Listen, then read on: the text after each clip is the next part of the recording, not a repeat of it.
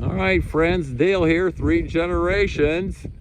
I'm out here with the sheep. Today's story is on bottle jaw. I'm calling it bottle jaw 2. And I had my first case of bottle jaw last year, which I think I had done a video on, and I thought I'd do an updated. So we were on vacation. That had been over a week ago. And we came home, and my breeding ram that I had for my last breeding, which the lambing starts here in another week and a half, I came home and his jaw, well, underneath it was just all bulged way up. So I right away needed to go into action. And bottle jaw, generally, at least for me so far,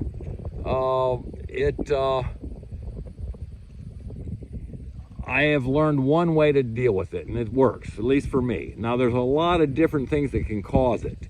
The first, it is the internal parasite overload, and that's what I think I had. The Pacific worm is called Barber Pole worm, and that is what I think I've had these last, now it's 3 cases actually, because I got the ram taken care of, and then 3 days later, my little Swiss Miss 1 ewe had it. So I did the same I did the same thing for this one. So the secondary thing could be a nutritional deficiency and a lack of proteins or other essentials. And I don't believe that's what I've had. Another one can be a liver disease. It could be a kidney issue or infectious. It could be an infection that's taken over, or heart problems. Those are the basic things it could be. And in my reading, most of these will say, oh, you got to get a vet to diagnose it. But for me, the way I diagnosed it was I saw the bubble, the jaw, bottom of the jaw just really big, pooched out. And then I do the internal, I look at the underneath side of their eyelid, called a Finnsheep. And for both of these, when I looked at their Finnsheeps, you know, they weren't dead yet, but they were in the grays. They weren't white, which is really bad. And so in both cases, I gave them Prohibit, and that's a fairly benign dewormer compared to some of them. It's a 3-day withdrawal for meat, and none of these are even go for meat, at least in the near foreseeable future.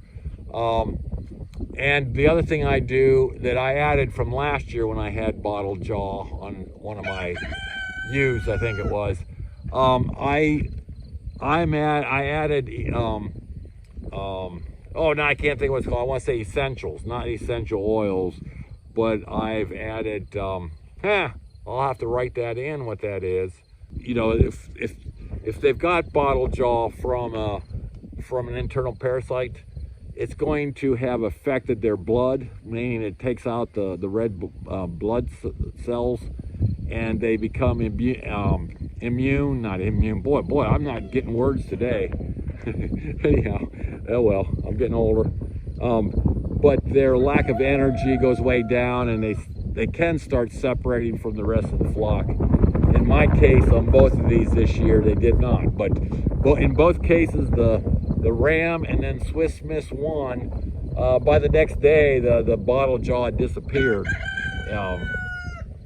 So anyhow, that's how I handle bottle jaw, and it has worked well for me. Well, hi, Ashley. How you doing? Hey, Lammy. This little Swiss Miss ewe lamb. Can you see the bottle jaw? No, didn't stop it. So this one here has got bottle jaw. I noticed it this morning when I was counting sheep. Yeah, you're a little cutie. But I don't know if you can see under the jaw, it's really, yeah. Come here, Swiss Miss. Come here. And they're some of my lambs from January, February. I have them now in with my breeding lambs, breeding ewes. And it got bottle jaw. So I walked it down here into this pen, and I'm giving it some extra feed. I'm giving it, the water has electrolytes in it to help build it up. And then I did do Prohibit, I think it's called, Prohibit dewormer to kill the internal parasites that cause the bottle jaw. So, okay, Swiss Miss 1, you get better now. You're in your little hospital room here. She's going to miss the rest of the sheep, because sheep are very communal, and she's going to miss being with them. Hopefully she doesn't figure her way out of here. She doesn't get too upset. She's small enough, I don't think she can climb up and out of here. It's pretty high, so anyhow. All right, little sweetie, I'll see you later. All right, let's let them see some of these pregnant ewes. There's Ashley. And who else can we see here? They're all laying down. They're chewing their cuds. They've been out eating the dry grass. Hey there, Ashley. How you doing, girl? Huh? You gonna have 3 babies for me this year? You want to give me 3? I'll take 3. Look at this mama. Boy, she's pouched out. Yep, she's pretty good too. There's that little Swiss Miss 2 there. Hey there, mamas. Yeah. Hi there, Chocolate. Hey, Shannon. Hey, Ava. Odin, you're hiding back in there. Alrighty.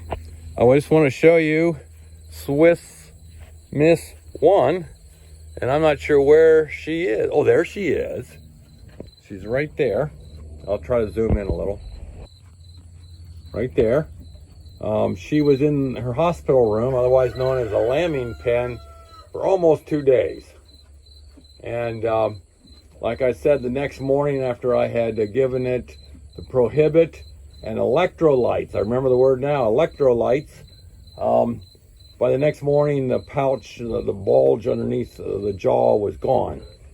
So I brought her back out after she was up there for 2 days. She drank a lot of electrolytes, and I gave her a lot of food and minerals, which I typically give them, but I gave her an extra amount in her feed. I brought her out here, and she's doing great.